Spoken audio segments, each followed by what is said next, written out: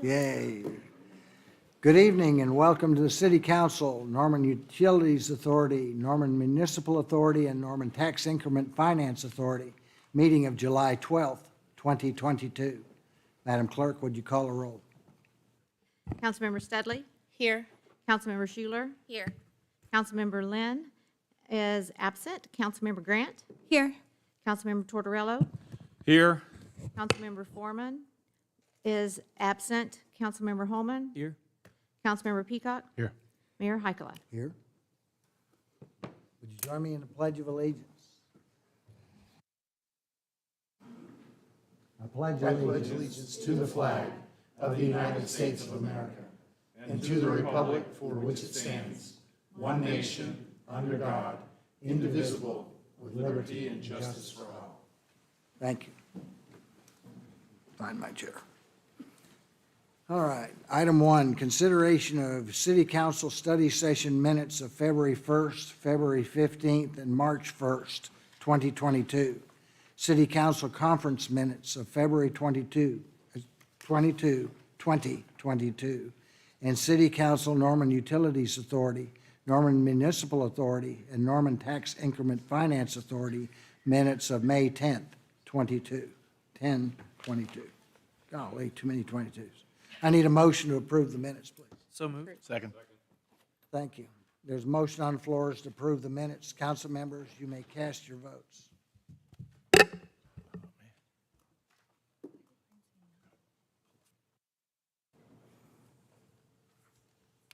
All votes have been cast. The minutes passes unanimously. Thank you, ma'am. Item 2, a proclamation of the mayor proclaiming the month of July 2022 as Water's Worth It Month in the city of Norman. I need a motion to acknowledge receipt of the proclamation. So moved. Second. Okay. Motion on the floor is to acknowledge the receipt of the proclamation. Council members, you may cast your votes. Do we show Helen how to vote? Show Helen how to vote.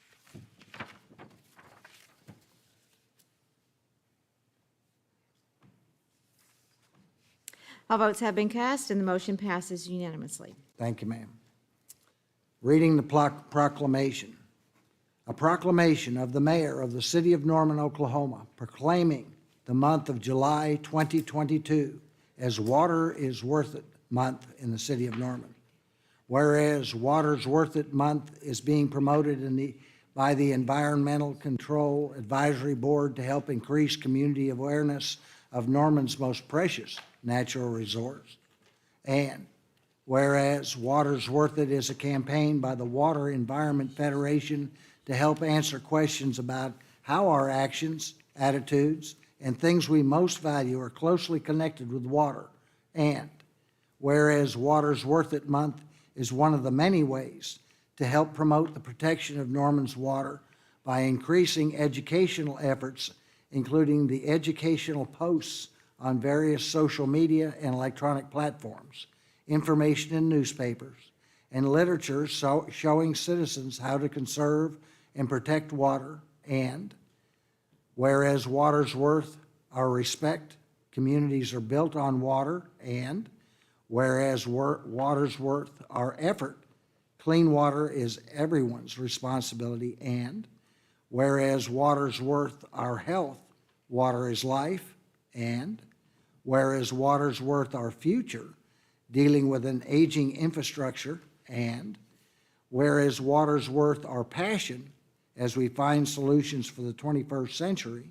And whereas the protection and conservation of Norman's water improves the quality of life by having a cleaner and more abundant supply of water now and in the future, and reduces the cost of water and wastewater treatment.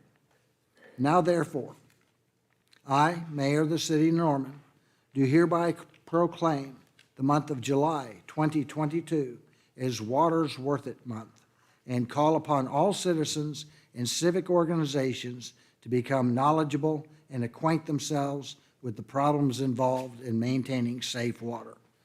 Is Michelle Loudenbach here? She is our environmental and sustainability manager, and she will accept the proclamation.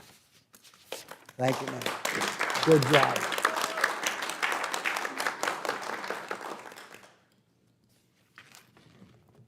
Thank you, Mayor and council members. You know, as it said, water is life. Without it, we couldn't exist.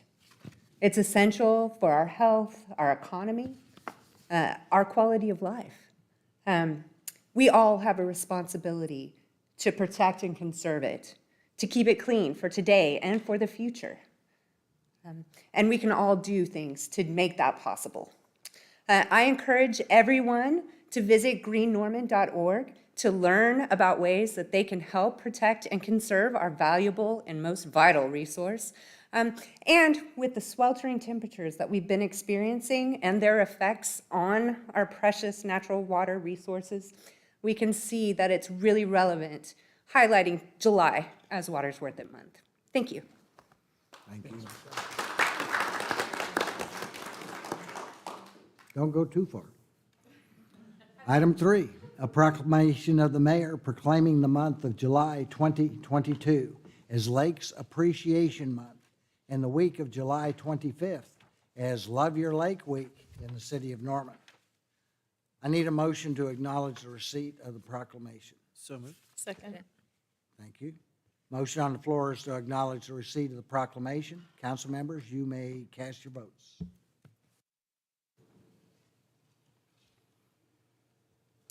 All votes have been cast unanimously. Thank you, ma'am.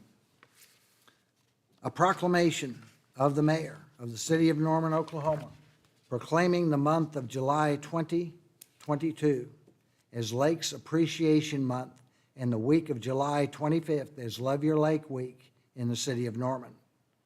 Whereas Oklahoma's landscape is home to more than 200 lakes and reservoirs, with more miles of shoreline than the Gulf of Mexico and Atlantic Ocean shorelines combined. And whereas these bodies of water are among Oklahoma's most valuable natural resources, and whereas Oklahoma lakes and reservoirs and their beneficial use play an important role in Oklahoma's history, growth, and financial well-being, and whereas Lake Thunderbird provides a large source of fresh water for drinking water, irrigation, energy, recreation, scenic beauty, and habitat for wildlife. And whereas Oklahoma's lakes and reservoirs improve the quality of life for our residents and is crucial to protect them for future generations. And whereas the Lake Thunderbird Watershed Alliance, LTWA, was established in 2020 to work collaboratively with residents, communities, and other stakeholders to protect the water quality and quantity of Lake Thunderbird. And whereas LTWA is working in cooperation with a wide variety of partners, including Lake Thunderbird State Park, Thunderbird Sailing Club, and the city of Norman, and other surrounding cities to educate the public about the lake and its watershed. Now, therefore, I, Mayor of the City of Norman, Oklahoma, do hereby proclaim the month of July 2022 as Lakes Appreciation Month and the week of July 25th as Love Your Lake Week in the City of Norman, Oklahoma, and invite all citizens to join me in this special observance. Ms. Loudenback, would you come forward again, please?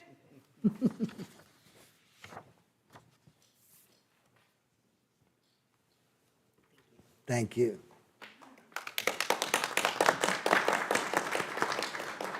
I'm going to try not to yell this time. I have a loud voice anyway. So. I've already talked about the importance of water. And you know, lakes are a great reservoir for fresh water that we can use. In Norman, we have Lake Thunderbird, and it's probably one of the most important, well, okay, the most important lake to Norman, right? And it provides some great services, and those are flood control, habitat, recreation, and most importantly, drinking water. Sadly, our lake's impaired. So it's vitally important that we protect, conserve, and improve it. And there are ways we can do this. There are simple ways, and I just want to tell a few of them. Institute some basic conservation measures at your home, like turning off the tap when you brush your teeth. It's very simple. At your home, pick up your pet waste. Scoop your poop is what we like to say. Maintain your vehicles. If you see it leaking, put something under it and then get it repaired. It's that simple. When you're mowing, don't blow the grass into the street. Turn it around, blow it onto your grass, mulch it, compost it, bag it, whatever it is, but don't put it in the street. And even the most simple action of simply calling the Action Center if you see something on the ground that could be washed into our stormwater system. Because our stormwater system, all of that water goes directly untreated to our creeks, streams, waterways, and eventually ends in our basins, lakes, and reservoirs. So if we do these small, little things, we can actually make a huge improvement for our water. And that's really important because, as we said just a few minutes ago, water is life. This month, we encourage everyone to get out and enjoy Lake Thunderbird. It's a beautiful, fun place to go and recreate and have a great time. And with these temperatures, water play is a great time for now, right? But also, during Love Your Lake Week, the LTWA, the Lake Thunderbird Watershed Alliance, will host a few fun and educational activities. So go to greennorman.org, learn about conservation, learn about protecting your water, and then find out how you can join us at these fun and educational activities. Thank you very much. Thank you, ma'am.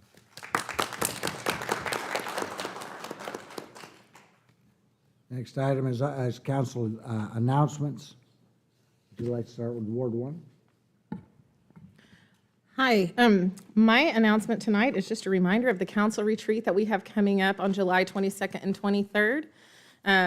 This is whenever we, as council, set our agenda for the year of what we want to do and things that we want to implement in our city, and we would love to have your input. So I have made a Facebook post, but if you are listening and you live in my ward, or even if you don't, and you just want to write me, please email me at ward1@normanok.gov.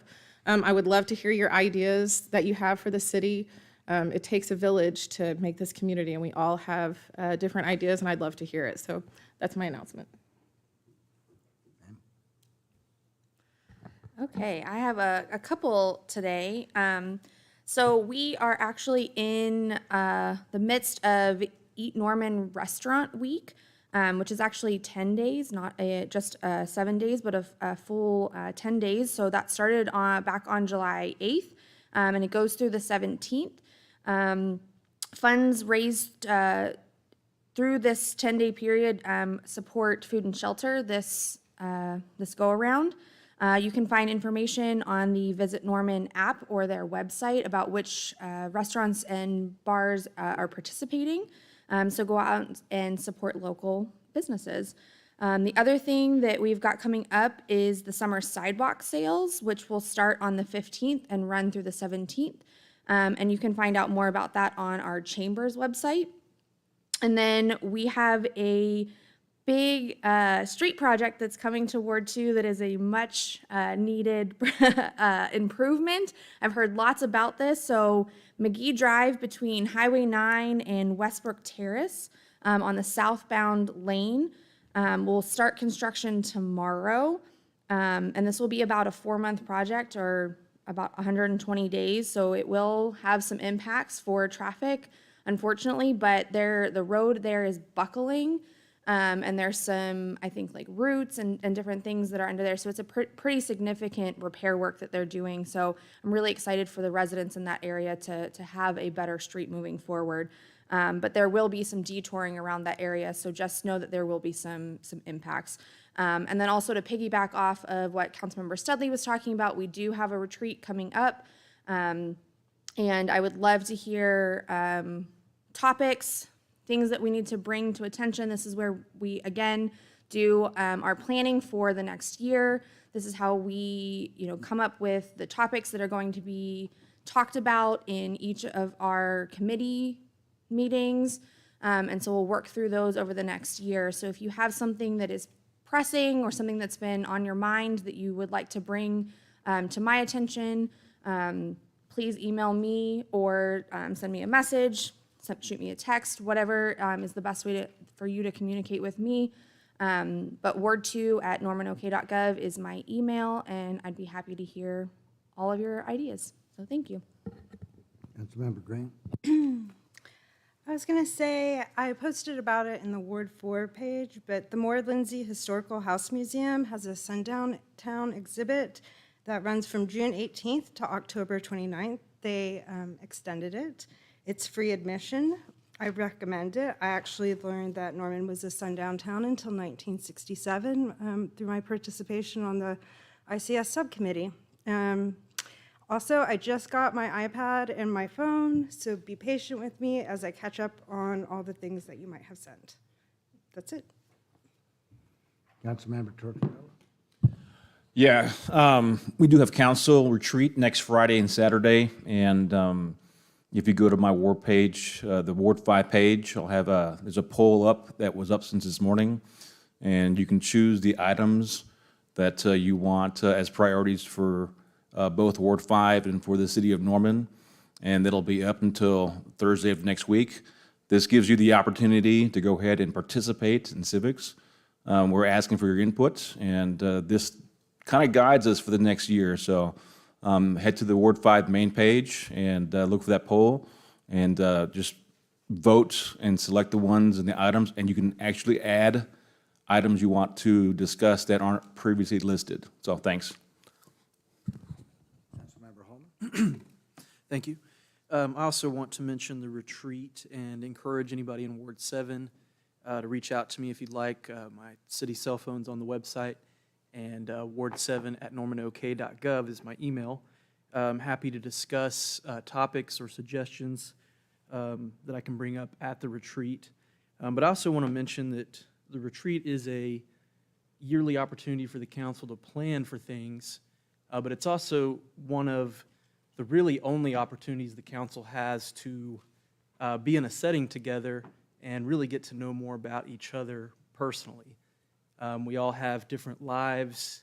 We all represent thousands of different people in our wards, and there isn't really, in my experience, a lot of opportunity for all of us to be in the same room together when it's not in a formal meeting setting like this. So the retreat, one of the benefits of it, in my opinion, is it gives us the opportunity to get to know each other a little bit better as we figure out how to tackle these, very big issues that we have to deal with as a city. So it's one of the things I really look forward to every year, is getting to know my colleagues better and hopefully learning ways in which we're able to work with each other better going forward.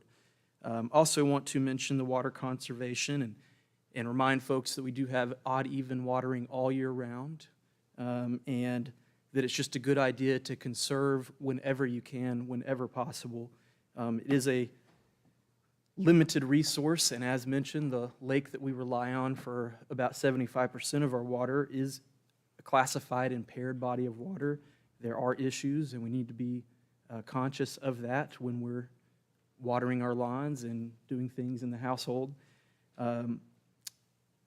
Because also, as mentioned, it is, in my opinion, the most precious resource that we have. I think oil and gas make life a lot more convenient and easier, but I think we could live without them. Water is something we cannot live without. We have to have it, so we have to do everything we can to protect and preserve it. So I want to encourage everybody to think about that this month, especially in the heat, about those things. So that is all I have for this week. Thank you. Councilmember Peacock? Thank you.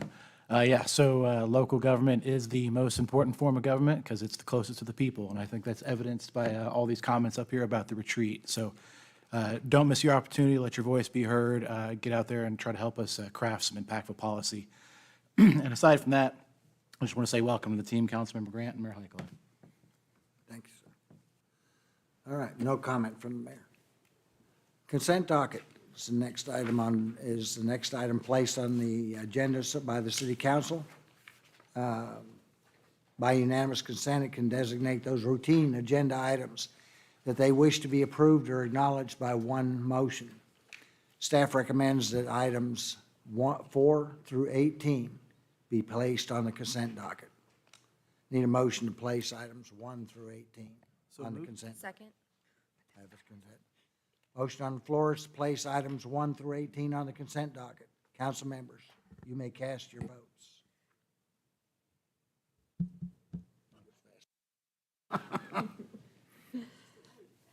All votes have been cast, and a motion to place items 4 through 18 on the consent docket passes unanimously. Okay. Excuse me as I goop up my papers. Okay, a resolution authorizing, oh, sorry, I'm all the way down. I need a motion to approve or reject the consent docket. Motion to, Motion to approve? Thank you, sir. Is there a second? Second. Second. Okay. Okay. Are there any comments regarding the consent docket? Okay.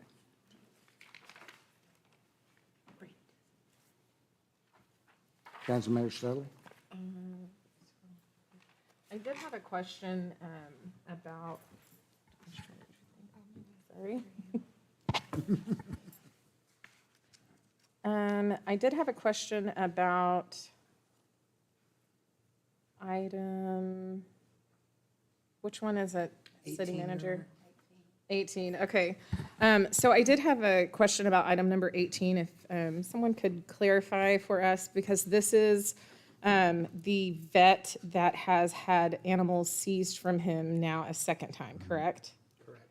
And I just want to make sure that we, as a city, are trying to seek reimbursement from said vet, since especially this is the second time. And I'm also curious if he still has his license to practice in our state. One of our city attorneys has been dealing with that issue from the very first animal seizure. Jeannie, can you give the council an update on that case? Hi. Good evening, Mayor and council members. I'm Jeannie Snyder, Assistant City Attorney, and yes, Councilmember Studley, that's what this item is addressing. On the April of '22, when we seized these 168 animals, and I think it was attached to the memo, there was about $10,000 estimated, and we did get a court order for that $10,000. He paid $5,000 immediately upon relinquishment of all those animals. He's paid an additional $3,000, that's the $7,000 we're asking for, and should have the remaining $3,000 paid by September. He's been making monthly payments because he was still making payments from the first time, and so, which was $93,000, I think, and I think he's down to about owing us about $40,000. So he's been paying every month, and we're collecting it, and I'm here with Kelly Robertson, our new animal shelter, and we just needed this money back into the bank, as you will, for the animal shelter, because it was unexpected expenses. Absolutely. Thank you, ma'am. Does that answer your question? Yeah, did you know if he's still, He was, as the little I understand about it, that's a whole separate administrative action with the licensing board. He was suspended for a period of time and on some type of probationary period. At this time, and there's been another incident, the vet board has been there both times, so they're fully aware of that. There are 17 pending felony charges from the first time from last year for each property owner.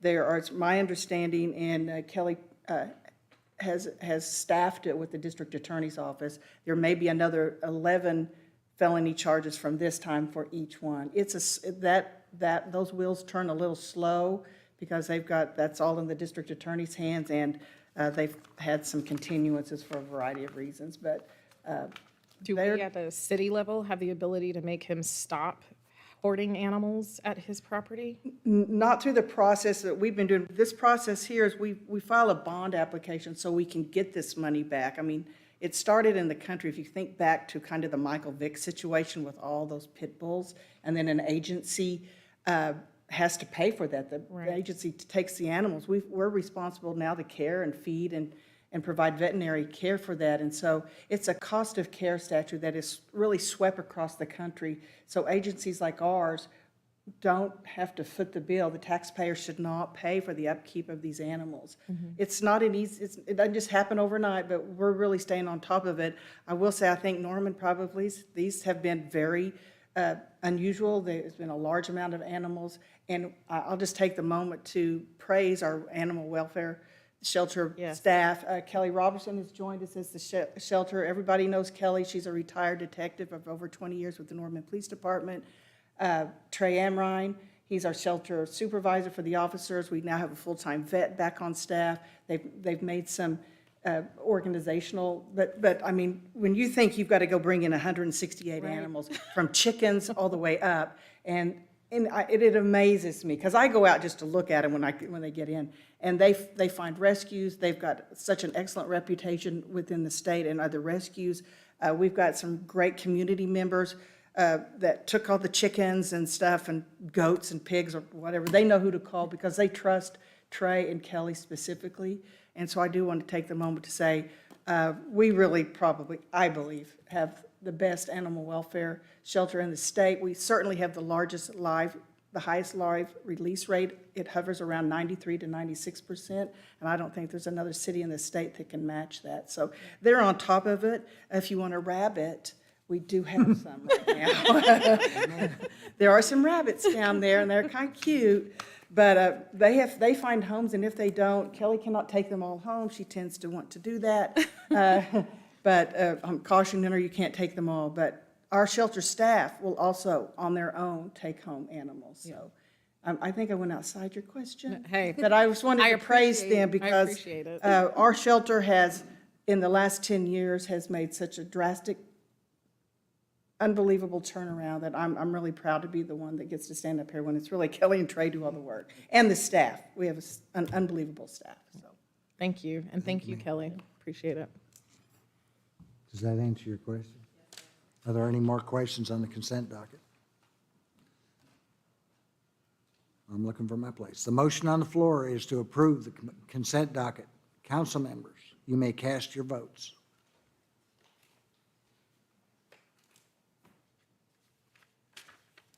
All votes have been approved. The consent docket passes unanimously. Thank you, ma'am. Miscellaneous comments. This is an opportunity for citizens to address City Council. Due to Open Meeting Act regulations, council is not able to participate in discussion during miscellaneous comments. Remarks should be directed to the council as a whole and are limited to 3 minutes or less. Do we have anybody signed up? Yes, we do, Mayor. Our first speaker will be DJ Newsom. Hearing none. Okay. Moving right along, Brent Colgan. Hearing none. Dan Munson.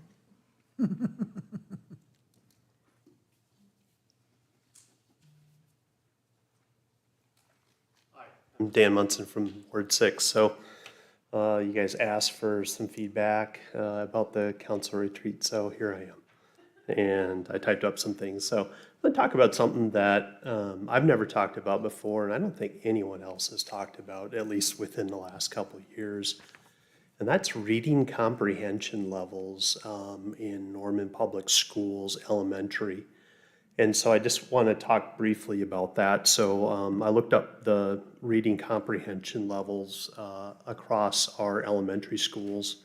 In McKinley, we're at 67%. Cleveland, we're at 53%. Washington, we're at 52%. Roosevelt, we're at 46%. Truman, we're at 45%. Reagan, we're at 37%. Jefferson, we're at 32%. Wilson, we're at 32%. Adams, we're at 31%. Monroe, we're at 31%. Jackson, we're at 29%. Lincoln, we're at 27%. Lakeview, we're at 27%. Madison, we're at 27%. And Kennedy, we're at 19%. So that's less than 2 kids out of 10 that can read proficiently. And so you're like, okay, Dan, this isn't Norman Public Schools. We're in the city. Well, we've got libraries, right? We built 2 beautiful libraries here within the last 4 years. And what I would challenge the council to do is to look for ways to utilize the resources that we have to the maximum extent to be able to improve the reading comprehension. You could pawn this off and just say, hey, look, it's a NPS issue. This isn't City of Norman. But what happens when those kids that graduate and they can't read well? In my opinion, they will Some of them might be unemployable. Some of them will have very low-paying jobs, and then that will come back to the city probably to have to provide services to them because they're not going to be making enough funds. And so one of the things that I would like for you to consider is transportation a barrier. So I know that we have a bus service to the Central Library, but I don't believe we have one to the East Library. And so does that, would a bus stop at the East Side Library, would that help? Especially on the east side for the kids that live around Kennedy Elementary. What would motivate kids? What would motivate kids to get in our libraries and to be part of some of the reading programs that we have? And so I think it starts with the council kicking around ideas. Maybe put 5 minutes on your meeting for that. Thank you. Next, we have Cynthia Rogers.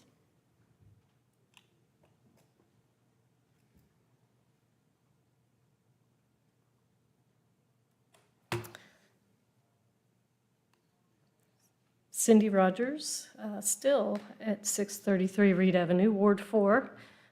First, I'd like to thank and welcome Mayor Hykilla and Helen Grant, Ward 4, to council. You know, hey, you guys are brave. Also, a big thank to the rest of you for your willingness to serve.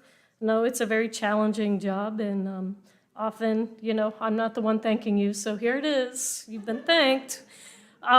So some of you know I've been e-biking around Norman. I stole my kid's bike, borrowed. She got the car, so it's a good deal. So, and even in the heat, if you're driving 20 miles per hour, it's not really that bad. I've been enjoying the new bike lanes in core Norman. I found them to be very helpful. I feel a little bit safer, have some more space to avoid the cars. It took me 5 minutes to get from my office just at the journalism building, I'm across the street, to here this afternoon for a meeting. So pretty sure that's quicker than I could have driven in a car. And I hope we can keep adding bike lanes because I think with e-bike revolution and bike lanes, that could really help with our traffic, our pollution, our health on just so many levels. Now on a less upbeat note, you know, it's me after all, I've really been concerned about some of the rhetoric coming about from council members that I think is at odds with the city charter. So the city charter preamble reads, I don't know if you guys have looked at it, but it's like, have you read the Constitution lately? It reads, we the people of the city of Norman, in order to secure the benefits of home rule, to encourage efficient and business-like methods in the transaction of municipal affairs, to promote civil advancement and general welfare, and to protect the human rights and personal dignity of all persons, do ordain and establish this charter for the city of Norman. So protect the human rights and personal dignity of all persons, and I think we're struggling with that. So deriding a person on social media for very personal matters goes against this. So individuals, particularly young people in the LGBTQ community, are fragile. They face a lot of hate in this community. They don't really need any more from elected officials or people that are supposed to be grown-ups. Words and careless statements can do harm to children and family members. I'm going to read some statistics. Suicide is the leading cause of death among young people. LGBTQ youth are 4 times more likely to seriously consider suicide and to make a plan. The Trevor Project estimates that at least 1 LGBTQ youth between the ages of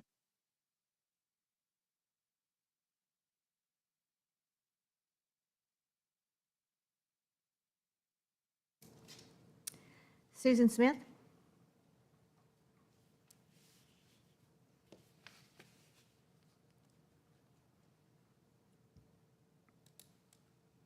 Susan Sparks Smith, 1215 Oakhurst Avenue, Ward 1.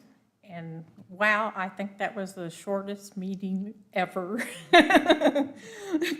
Probably could get in the Guinness Book of World Records or something. I have a couple of ideas. Well, first I want to welcome Mayor Heikela Thank you, ma'am. and Helen Grant to the city council. I have a couple of ideas that you might want to discuss at the retreat this weekend, and I'm always coming up with ideas, so I never am at loss for ideas. But the first thing, one of the major problems that we have with the unhoused community is they have no place to use the bathroom. And I mean, I get on the ward pages and people complain that they are using the bathroom in their yards. Well, I think there's a very simple solution for this, and that is porta potties. And if I'm thinking maybe one per main street, like Main Street and every mile, and then, and it wouldn't just be the unhoused people that would benefit from this. I am a walker. One time I walked 10 miles to go to the doctor, and I had to use the bathroom twice, and it was during COVID. Everything was locked down. I went in urgent care, and then I don't remember where else, but it was almost impossible. And I don't know why I'm so nervous. But people on bicycles could use the porta potties, people on scooters. If you have them in every city park, the splash pad users could use them. The Frisbee golfers could use them. But that's all of that, my idea about the porta potties. The next idea is about the buses. I'm a frequent bus rider, and East Norman, Mission Norman, Norman Veterans Center, East Side Library, Cleveland County Detention Center. Well, I don't know what's wrong with me. I don't know what's wrong. Walmart Neighborhood Market on Classen, Walmart Supercenter on Cedar Lane, Postal Training Center, the restaurants by Highway 9 and apartments by Highway 9 do not have bus service.